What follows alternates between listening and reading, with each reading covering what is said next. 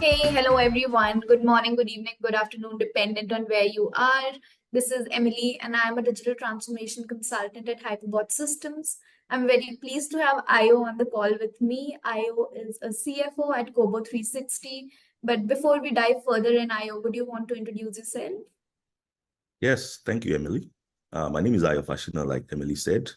I'm the group CFO at Kobo 360. It's an e-logistics startup, and I've been there for over 2.5 years now.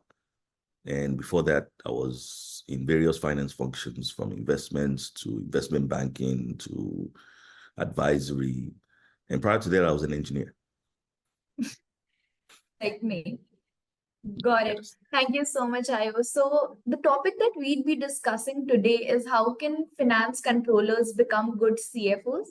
And I'd want to dive into the first question. So, I just want to understand that what are some of the key CFO skills in the current times? And how has it changed over the last decade in terms of the evolving role of a CFO? Thank you, Emily. CFOs must be strategic. See, a lot of people think the CFO role is like the controller's role. They confuse the two. Like he's an Mhm. accountant, just keeping records of the company.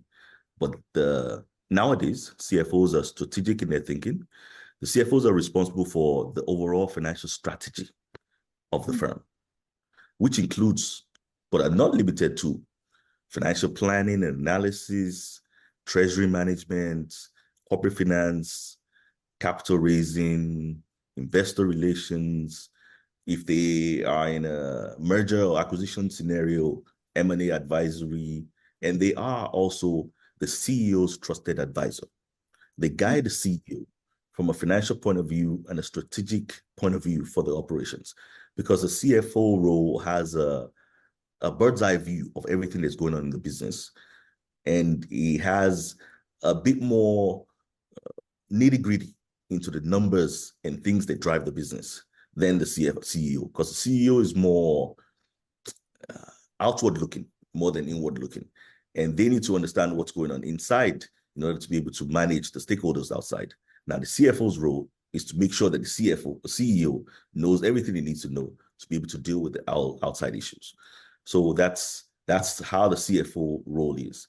Now, historically, like I was saying, they largely perform the role of controllers with a bit of treasury management and FP&A. However, nowadays, they're more strategic. And nowadays, you even see CFOs that are not accountants. They know accounting, they know finance, but they're not literally an accountant, grew up through the being an auditor at an accounting firm, Big Four, before becoming a CFO. You could come in as a CFO because you have more broader strategic view as to the financial management of a business. Got it. Understood. And what leadership qualities, Ayo, do you believe are essential for a successful CFO that might not be that critical in a controller level role? So, a controller more closer to the numbers, and they make sure that all the numbers work from an accounting point of view. CFOs, on the other hand, they drive growth, Mhm. and the controller's job is to enable their growth. So the CFO has the vision for the growth and the strategy for the growth, but the controller is the one that executes that growth. So CFO operates in a strategic heads-up position, is the way we describe it, with the eyes in the horizon, and controllers operate more in the heads down position, which means they're more tactically Mhm. thinking about how so that whatever the CFO's vision is executed. They get into the nitty gritty details that can make or break the company's operations. So Got it. strategic thinking is one of the most essential traits that a controller must have in order to be able to aspire and move into their role of a CFO. Got it. Okay. So, in your experience, Ayo, you would have seen many finance controllers transitioning into CFOs successfully, while some others may not. So, in your view, what are the most critical skills a finance controller should develop to prepare for a CFO role? So I believe that the CFO, so if you want to be a CFO, you need a broader understanding of the world of finance, not just accounting. Mhm. than is required for a controller. A controller, typically, they grew up through the Big Four audit firm. They were auditors before, then they became financial manager, and then they go into the controller role. However, if you want to be a CFO, you need to understand more than just the accounting of the business. You need to understand how the business works, how everything is put together. So strategic decision making, like I was saying earlier, is very important to the CFO role. And controllers must be able to move from the heads down position, which they are currently, to a heads up position. So you need to lift up your head and not get too much in the nitty gritty in order to actually become a good CFO. And in order to transition well into that role, they need to have the ability to manage other aspects of the business. So they need to understand how treasury management work, cash management. They need to understand the inefficiencies that are in the operations. So they don't just compile the data and pass it on to the CFO. They need to start looking at the data and trying to make sense of the data and understand, okay, so what does this mean? Where's the trend going? Why has this happened? So what they will need to do, they need to understand more investment analysis. They need to understand maybe mergers and acquisition. Do we grow organically or inorganically? Inorganic growth is through mergers and acquisitions. So you buy other companies in order to get bigger. Organic growth means we look at our business now, we look at how our operations is working, we think about where we want to be 5 years down the road, and then we think about what are the resources that we need to grow the business to where we need to be internally. So we need financial resources. Now you have to think about financial planning. How much capital do we need to raise? How much debt and equity do we need to put in the business in order to be able to grow? So as a controller, that's not your concern before. But as a CFO, that's your day-to-day concern. So as you're grooming yourself to go from controller to CFO, you need to start thinking about those things and how to develop yourself to be positioned to be able to think and deliver those things for the company. Got it. That's really insightful, Ayo. So, how can finance controllers expand their role from, managing the day-to-day financial operations to contributing to strategic decision making? So step one, you need to look at the bigger picture. So, before the controller's head is down, for you to see the bigger picture, your head must be up and you need to stand back. Step back from the data that you're putting out, because all the day-to-day of a controller before is trying to make sure all the numbers are right. And when you think about it, looking backward, it's historical numbers that they're thinking about how it will be right. Now, you need to start looking at forward, away from the day-to-day activity and thinking, how does this number tell me what we need to do in the future to get to where we're trying to go to? So they need to start asking themselves if things can be done better and more efficient. They need to start thinking about where the company is heading and how, if they get there, how will they get there? They need to stop looking backwards alone and start thinking about forward looking, using the history and the past of the company to determine what do we need to do to position ourselves for the future. They need to start asking questions, adopting what we call 4Ws and 1H. You start asking who, what, where, when, and how to approach the business. Because it's when you start asking those questions, they start thinking beyond just preparing the numbers and making sure the numbers are right. Got it. Got it. And how important is continuous learning and professional development for a finance controller that's aiming to become a CFO? Can you recommend any specific areas of focus? So the role of continuous development and learning cannot be overemphasized. For any person, actually, any professional, you need to always continue to develop yourselves, or otherwise you'll be left behind, because the world is always changing. Things are moving, policies are changing, standards are changing. So typically, you need to always continually improve yourself. Even for your certification, an element of continuous improvement is required for you to renew even your CPA certification or your CFA certification year on year. However, when you think about a controller trying to go into a CFO role, the first thing you need to do is to take a skills stock of what do I know? What are my skills? What do I need to be in this role as a CFO? And how do I need to prepare myself better, improve my skills, improve my knowledge in order to develop and prepare myself for the higher role.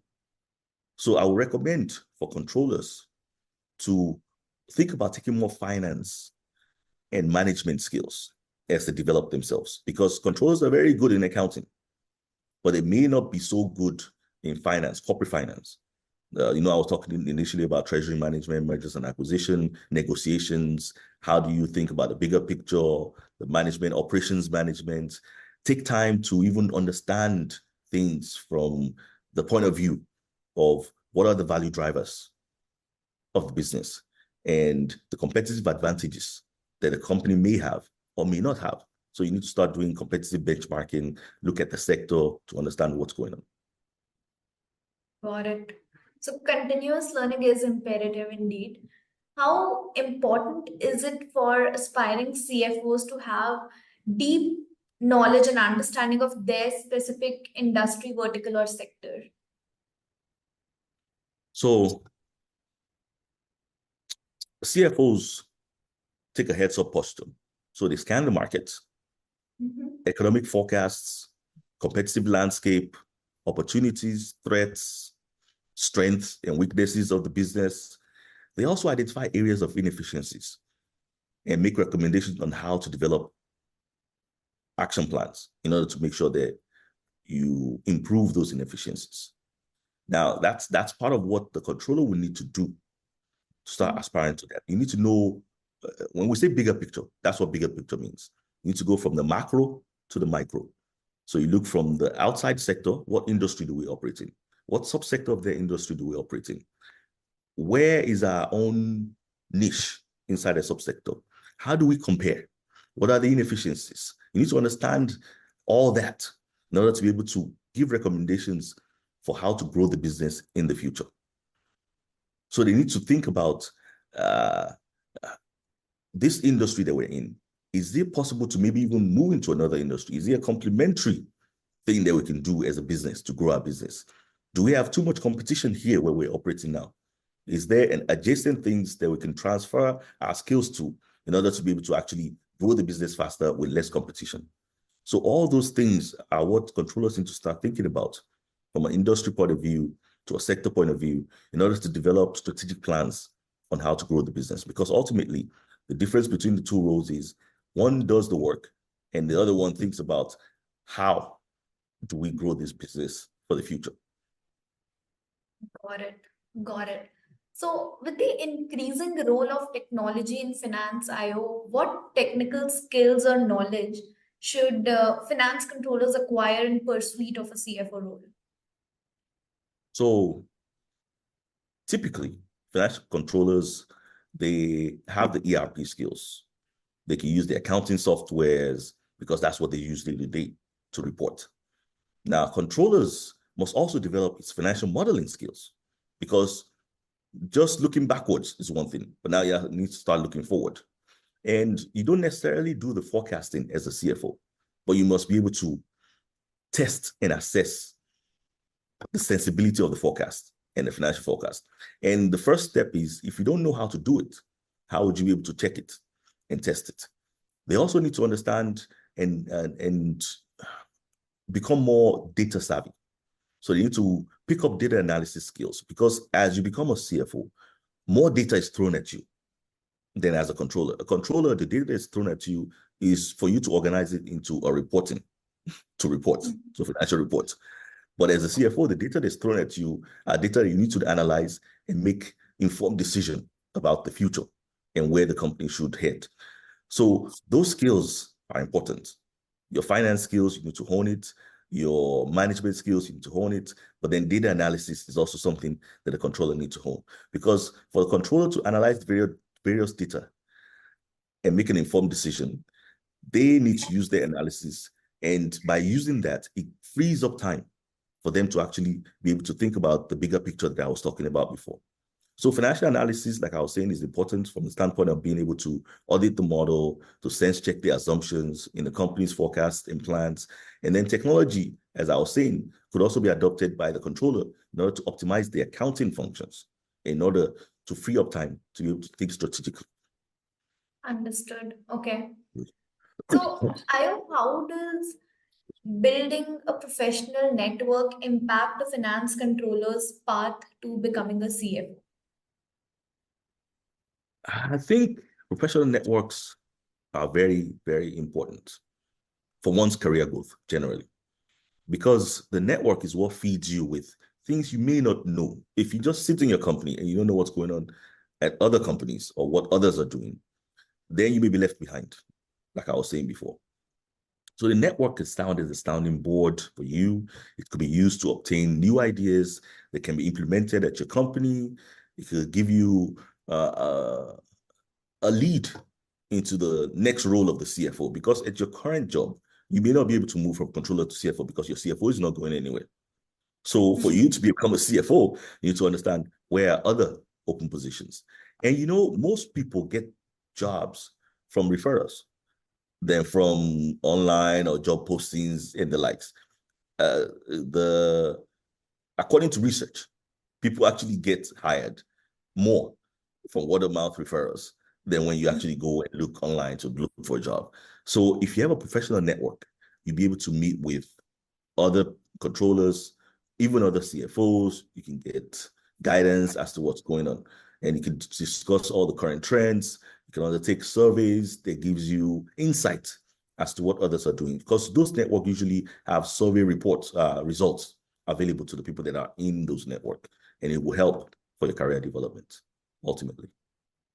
Got it. Got it.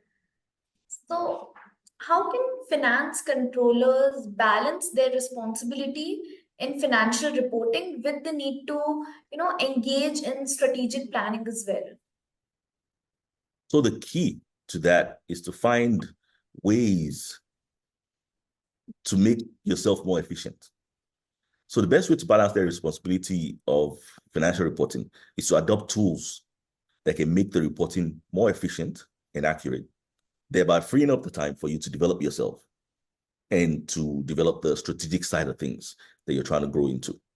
So the controller should also look to adopt what I call continuous improvement process in its reporting. So instead of waiting till the end to actually start preparing the last day of the month to report, you need to start a formal habit of reporting things as they go along. So by the time it gets to the end of the month, almost the entire reporting is done. It's probably just the last week that you need to compile and finalize the reporting. And in order to do that, you may look into various tools that can help you do more daily GL entries and compiling all those things as you go along, as opposed to waiting until the end of the month and then you have to do the reporting. If you've dealt with finance teams before, you will know that they will tell you, oh, it's the end of the month.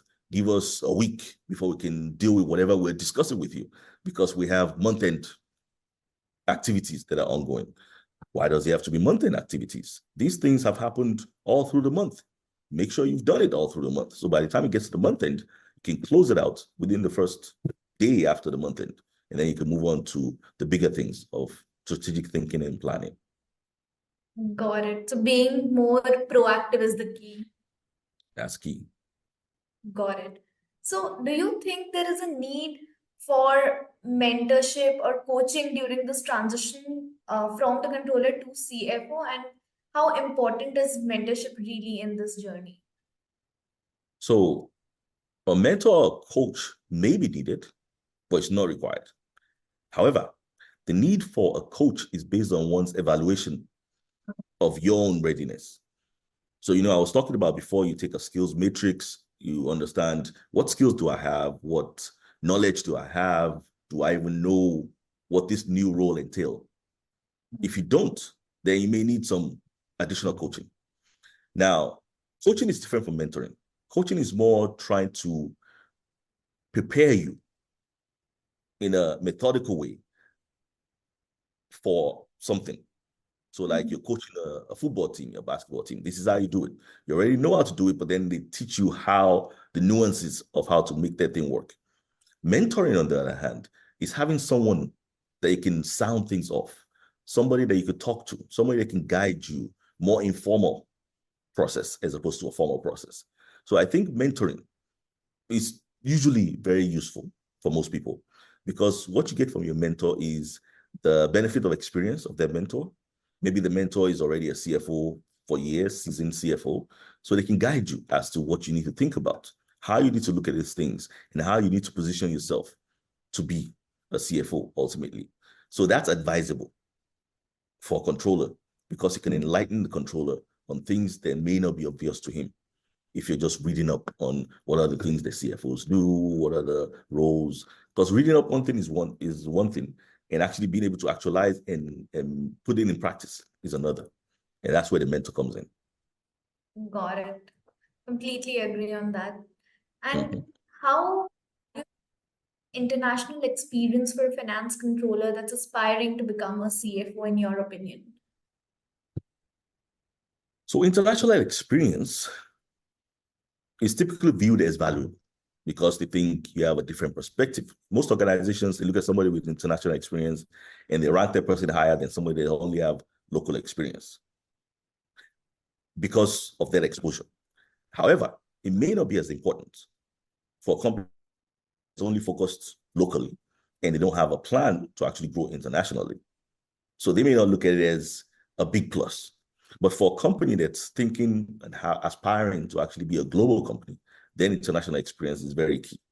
Now, for the individual, international experience may put you above your peers because you now see things from different perspectives in different countries, as opposed to just that one country. So when you're even interviewing for the job, you come from a wider and broader base that you can draw your answers and your experience from, as opposed to just one country.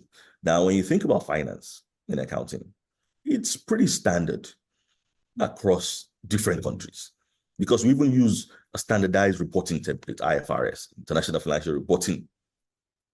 But there are nuances of that, each country's generally acceptable accounting principles. They may come into play. That's from an accounting point of view. From a CFO point of view, strategic point of view, then you have more experience around how things work in a particular country, different from how things work in your country, because accounting principles might be the same. However, the way that people behave may be slightly different. And you need to understand the cultural differences and how things are done in other markets, which might be a plus to you.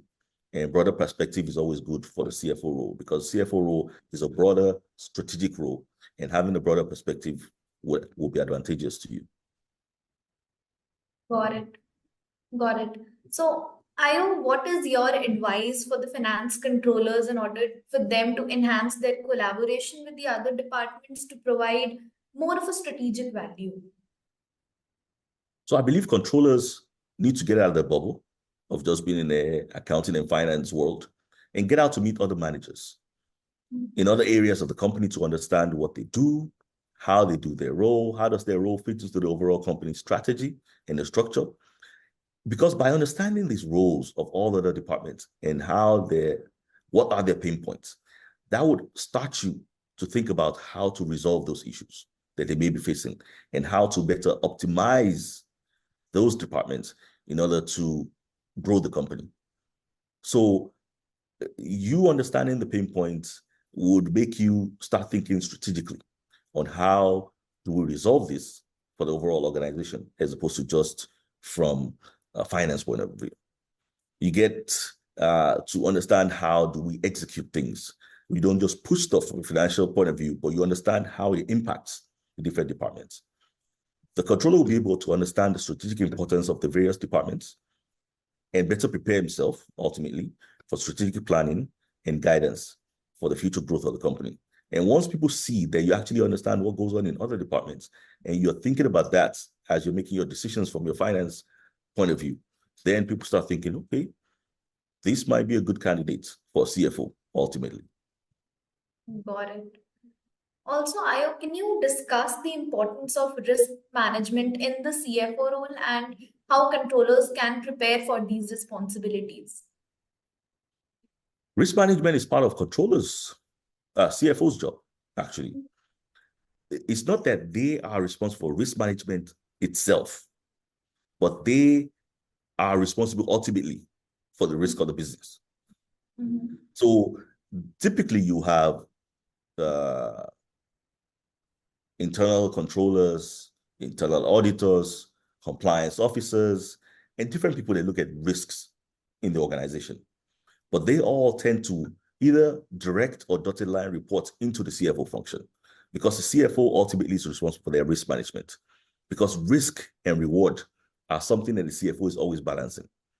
Because when you think about it, even when you're raising funds to grow the business, it's always about the risk and the reward of their fund and the capital that you're bringing into the business. So that's something that the CFO always balances to say, how much risk do we need to take versus the return that we're expecting from their risk? Because if you take more risk, you expect more return, but you do not want to take on risk without getting necessarily rewarded from the return. So CFOs are typically in charge of their execution of the management of their risk management framework of the company. They're responsible for ensuring the adequate risk management is in place. The controller can take a few courses in risk management to better prepare himself to be able to identify those risks and manage those areas better, and think about what are good risk mitigation tools and what do they look like. Got it. Got it. And Ayo, from ethics and compliance standpoint, how can finance controllers ensure that they maintain high standards as they move into broader leadership roles?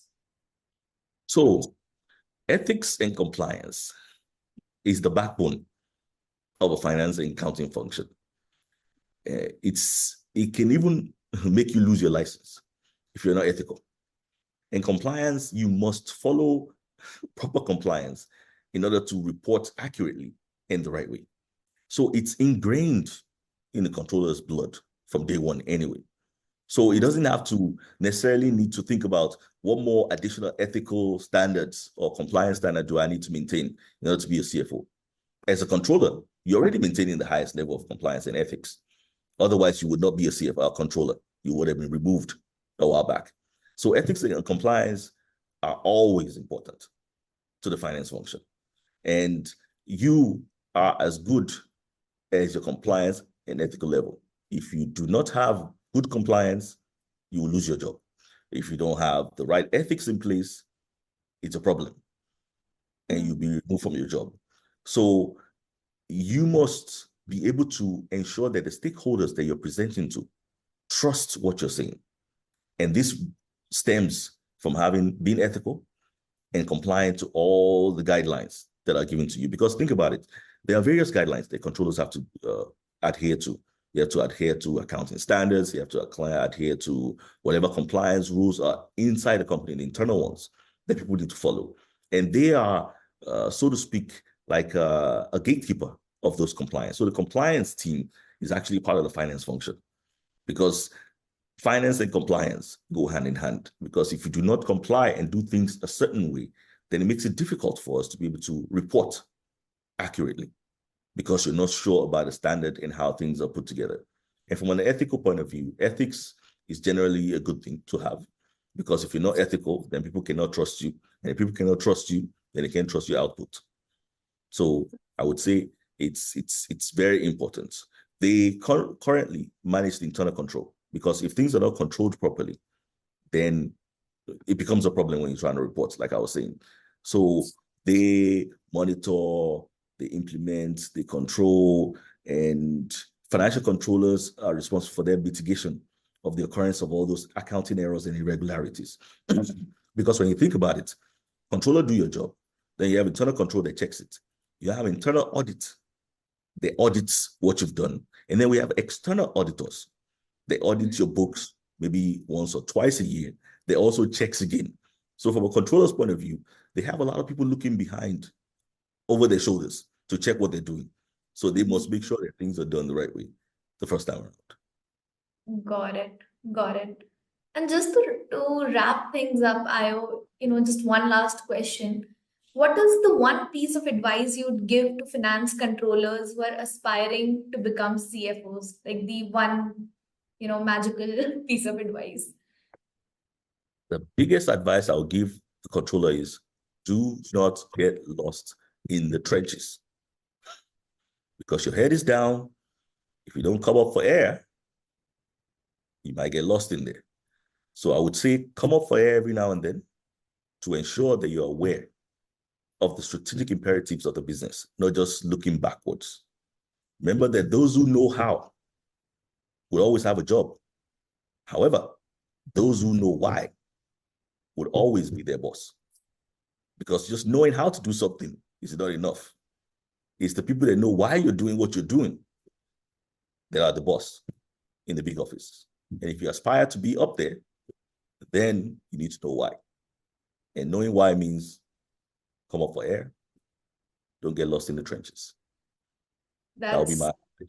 Yeah, that's really amazing advice. Thank you so much, Ayo, for being here.